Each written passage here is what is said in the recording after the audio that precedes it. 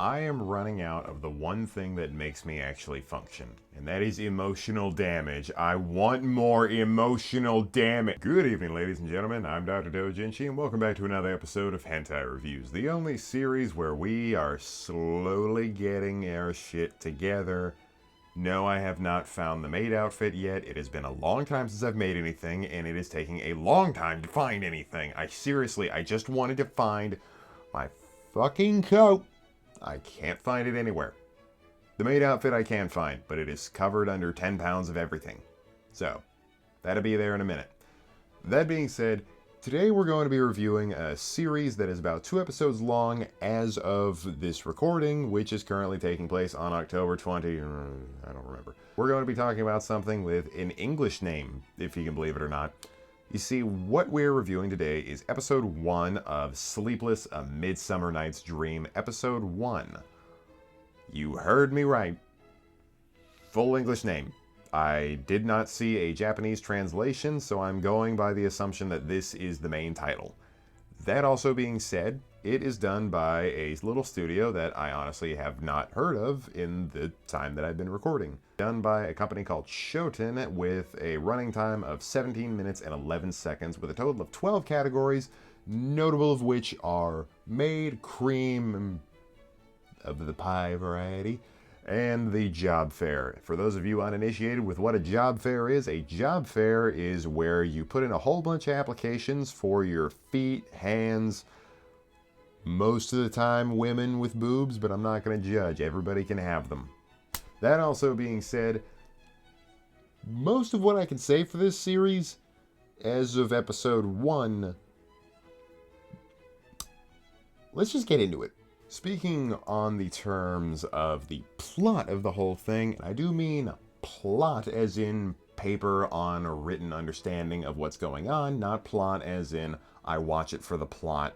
What happens in said series comes across from 4 characters. A mysterious man who is living as a live-in tutor, going by the name of Takamiya, with the 3 separate girls.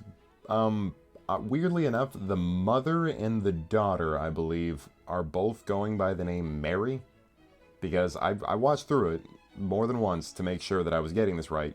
They both go by Mary, and they both want him to call him Mary. And then there is the maid, which brings in the category for this, who has a fascination with the main character himself. That goes by the name of Ira, A-I-R-A. I really wanted to say Arya, but I stopped watching the final season of Game of Thrones specifically because I didn't want to see somebody named Arya having sex. Still weird. I saw her as a kid. I don't want to see her bone anybody. What is the plot, really? The plot is of exactly as I said. The main character, who works as a live-in tutor, comes to a house full of a whole bunch of different women who all have a fascination with him and everything in his past. This is a hentai after all, you have to expect that. That also being said, they have a weird fascination with him. In the scenes to come, which I will discuss, scenes to come, I did not think of that joke. Good job, me. Thank you, me. You're welcome, me. God, you're so fucking hot. But as they decide to have a fascination with him, there is one little thing, though. They give him one rule, and that is, well, 2 rules. Do your job as you're stated, because this is a live-in job and you are getting all the accommodations. 2, don't go in the white door. Do not go in the white door. Do not go in the white door. People go into the white door. Do not go to the white door. When the scenes actually happen, there is a fascination with him. There's a mysterious spray that they use to make sure that he can keep going. And there's also a sensation of, like, I'm going to keep what comes out. So, this feels like bitches are cloning people, right? That ain't just me. Like, we want you to produce as much as possible. There's 2 possibilities in my mind. I'm theorizing ahead of time. They either have a cult and they're gonna summon a demon and they need baby batter to do so, or bitches are cloning. There is a tube behind that white door that has the green fluid of life that is in every single sci-fi movie, and they're gonna pour that bitch in like Kool-Aid batter, and then it's just gonna grow a new one, which I mean, tutors ain't all that useful. I had one when I was in elementary school. I didn't fucking learn anything. I showed up, I knew what I was talking about, and they were like, why did we tutor him? And yeah, as a matter of fact, I am very awesome. I hope you guys knew that. And now enough of that. Let's get to what we're really here for. What we're really here for is the thing that you can make sure your carpal tunnel develops into a healthy carpal tunnel egg, which you can then grow into a bird, which will then feed on all the stuff and protein you guys create on a regular basis. The scenes themselves and the real plot that everybody's here for comes in 3 different times. As you can see behind me, scene number 1 comes in at 3 minutes and 30 seconds and goes all the way to 7 minutes and 50 seconds. This scene consists of the main character and the maid. What happens in this is directly focused on him taking a bath and her being very kind and doing her maidly duties, which I don't think are OSHA sanctioned because this shit dangerous unless previously consented to in a form that I am not currently aware of. It's a job I don't work, I'm not going to question it. Don't question people if you don't know their jobs. Don't be Karens. I will find you. And these ears are coming with me when I do. This is a threat. It moves into scene number 2. Scene number 2 taking place from 9 minutes and 20 seconds all the way to 13 minutes and 30 seconds. Now this one takes place between the main character and the mother of which has a little bit more of a romantic build-up, and then also includes the main character getting, I believe this is the 2nd dose of his spray that causes burning, which is not a good thing. I don't know if any of you have experienced genital burns during or performing the act of sexual release, but it's not a good sign, just overall. Why would that happen? And then he just, like a sprinkler, like it just keeps going and going and going. I'm trying not to say it keeps coming, because low-hanging fruit. The mom is hot. I'm gay. The mom is hot. The mom is hot. Whew. Nice. It then kicks into the final scene of the entire thing, which 3 scenes that run over 2 minutes apiece. That ain't bad for something that's less than 20 minutes. Scene number 3 goes from 14 minutes and 50 seconds all the way to 15 minutes and 30 seconds. This one is probably the shortest because it takes place directly before the time at which the scenes transition into the actual credits and the episode ends. This one is between the main character and the daughter of whom which he is tutoring and other things, extracurricular activities, always healthy for the after-school activities. That being said, it's not very long, really, and it pretty much just ends with the whole thing. It feels like it was cut off. Come on, just one more minute, really seal that last one, deliver a whole package, and make people excited for the last one. First episode is always the most important. Everybody remembers the first episode of The Walking Dead. Nobody remembers season 3, episode 5. Everybody remembers the first season. The first season of Game of Thrones was good. Walking Dead, 99% of all anime out there, the first episode kicks ass. But it's not always the case. Of all these scenes, which do I think is the best? Number 2, the mom is hot. Now on to the final section of it, where we go through the final ratings of it, which are clearly visible behind me. You can click off immediately, but you know you aren't because I'm so beautiful. What do I rate this at? As you can clearly see behind me, the animation. Animation runs at about a 6. It's decent. It's nothing eye-catching. I can't really say that it's anything great. There are some moments, but it's few and far between for any greatness. It's decent, like, character. I like the way the characters look in this. It's a little bit more proportional. It's thicker. Like, normal anime is very thin and rail-like.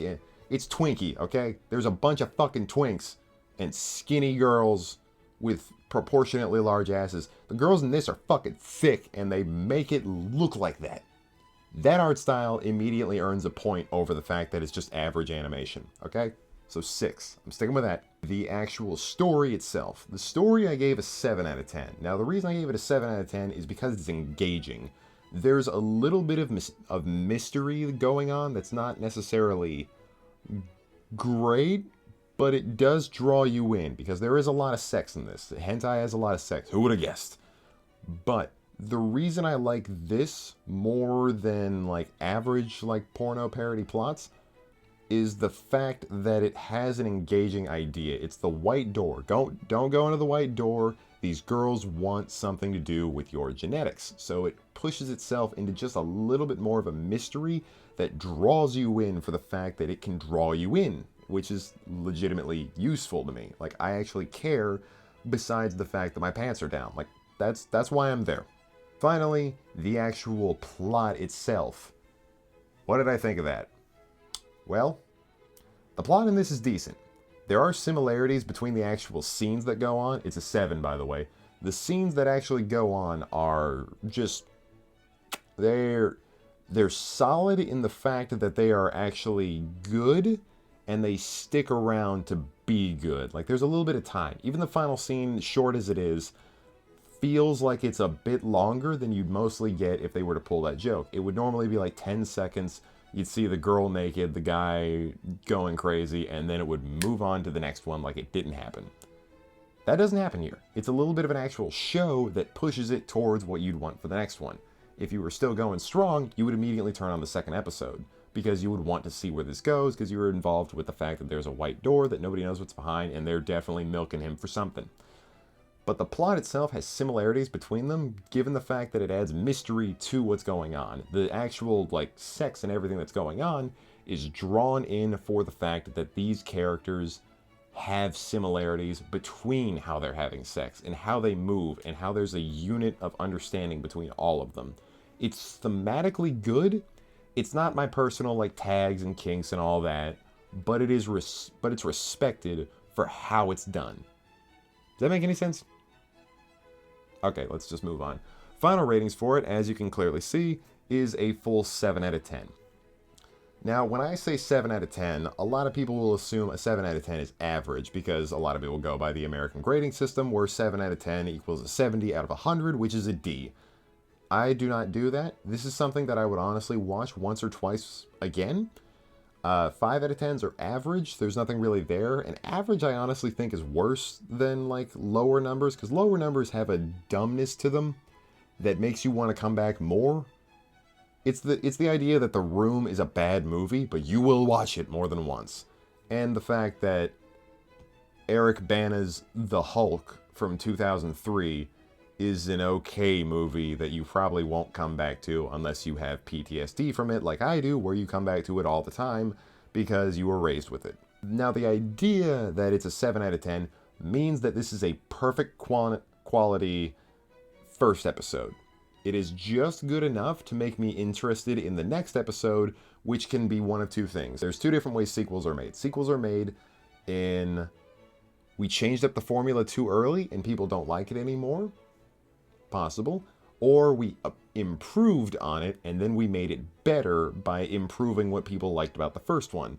Think of your Banjo-Kazooie, Doom, Assassin's Creed, really. Any of those games where the next one is just the first one, but better. And that's where we stand, a 7 out of 10 with a pretty decent start, honestly. And I can say nothing but praise for it. If the animation could have been a little bit better and the mystery could have been a little bit more drilled, with the final scene that was in it being dropped in favor of what actually, like, could push forward the plot. Now, for all that, I would like to thank everybody for being here. I'd like to thank everybody for continuing to watch my stuff with my shitty schedule and coming back to all this. I have a full schedule. I'm very much trying to keep to it. I was up till 4 in the morning because I got home late and I had to do some things, but I still got my research done for this. Thank you, everybody, for being here. And who knows? I might get better at this. Now, let's go ahead and end this. Thank you, everybody, for being here. I am so grateful that you're all here. And remember, have a nice day. Don't be a dick. There's too many of them. And wash your fucking hands. I've been the Doctor. Peace.